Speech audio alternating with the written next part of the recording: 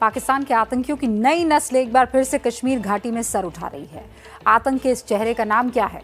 TRF, यानी the resistance front. ये वही आतंकी संगठन है जिसने एक दिन पहले जम्मू कश्मीर में पुलिस अफसर अरशद अशरफ मीर को शहीद किया और कत्ल की जिम्मेदारी ली। लेकिन शहीद अरशद के जनाजे पर उमड़ी भीड़ ने आतंकियों को और आतंक को ये बता दिया है कि घाटी में अब उनके दिन लद चुके हैं। हालांकि TRF के 2 बड़े कमांडर पिछले महीने ही ढेर किए गए थे और ये माना जा रहा है कि कश्मीर से TRF का खात्मा हो चुका है। लेकिन सवाल ये उठ रहे हैं कि क्या TRF आतंक की नई फौज तैयार कर रहा है?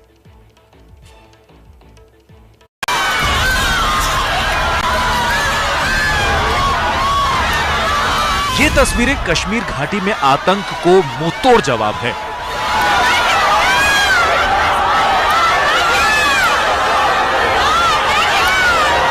ये तस्वीरें उन बुज़दिलों के गाल पर तमाचा है जो चोरों की तरह पीछे से हमला करते हैं।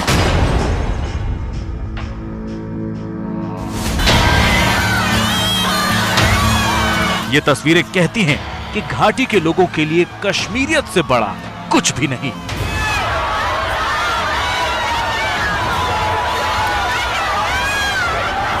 शहीद सब इंस्पेक्टर अरशद अशरफ मीर के जनाजे में जुटी ये भीड़ इस बात की मुनादी है कि कश्मीर में आतंक को अब और बर्दाश्त नहीं किया जाएगा।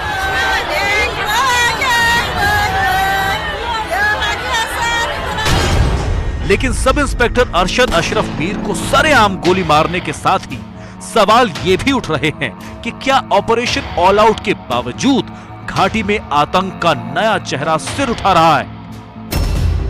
ये सीसीटीवी तस्वीरें ठीक उस वक्त की हैं जब सब इंस्पेक्टर मीर को सरे बाजार गोली मारी गई। कुपवाड़ा जिले के रहने वाले probationary sub inspector Arshad Ahmad Mir एक आरोपी की मेडिकल जांच के लिए उसे अस्पताल लेकर गए थे। वहां से लौटते हुए रास्ते में उन्हें गोली मारी गई। सीसीटीवी फुटेज में साफ दिख रहा है कि एक नकाबपोश आतंकी पीछे से आता है और इस जांबाज पुलिस अफसर को बेहद करीब से गोलियां मारकर भाग जाता है।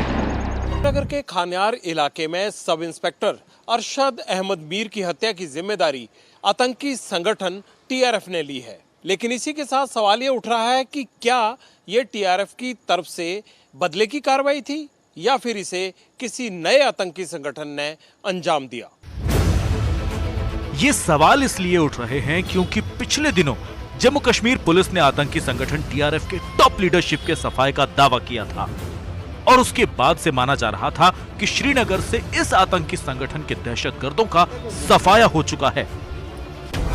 23 अगस्त को श्रीनगर के अलूची बाग इलाके में एक शूट आउट हुआ था।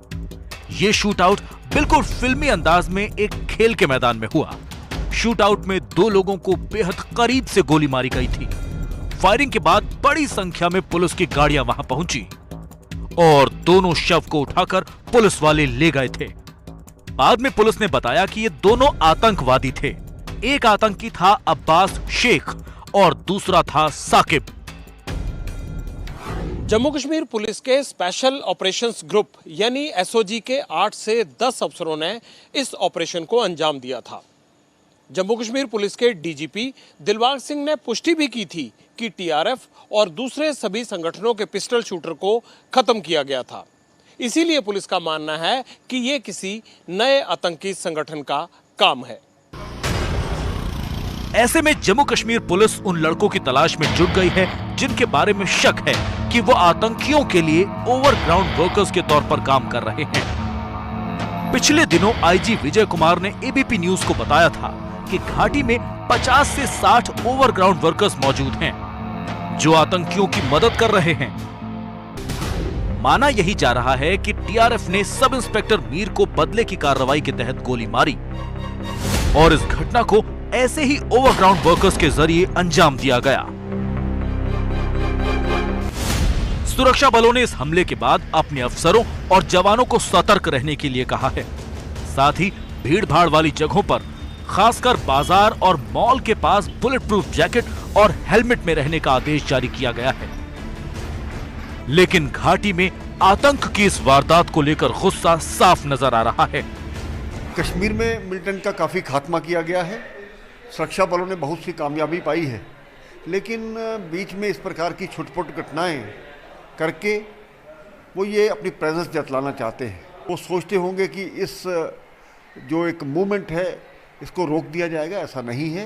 पाकिस्तान प्रस्त ताकतें और जो उनके समर्थक हैं उन सब का खात्मा किया जाएगा। पाकिस्तान हाय हाय, पाकिस्तान हाय हाय, अरशद मीर हमारा है। ये जम्मू में डोगरा फ्रंट के लोगों का गुस्सा है जो कश्मीर के जाबाज पुलिस अफसर की शहादत के विरोध में सड़क पर उतरे और पाकिस्तान के खिलाफ जमकर नारेबाजी की। पाकिस्तान हाय हाय, पाकिस्तान हाय हाय, पाकिस्तान हाय हाय। इन लोगों का गुस्सा उन पर भी उतरा जो देश में बैठकर उस पाकिस्तान का गुणगान करते हैं जो आतंक के खेल खेलता है।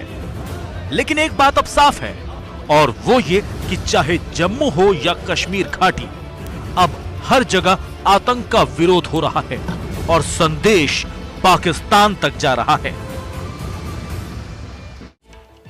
और ये संदेश बहुत अच्छा है।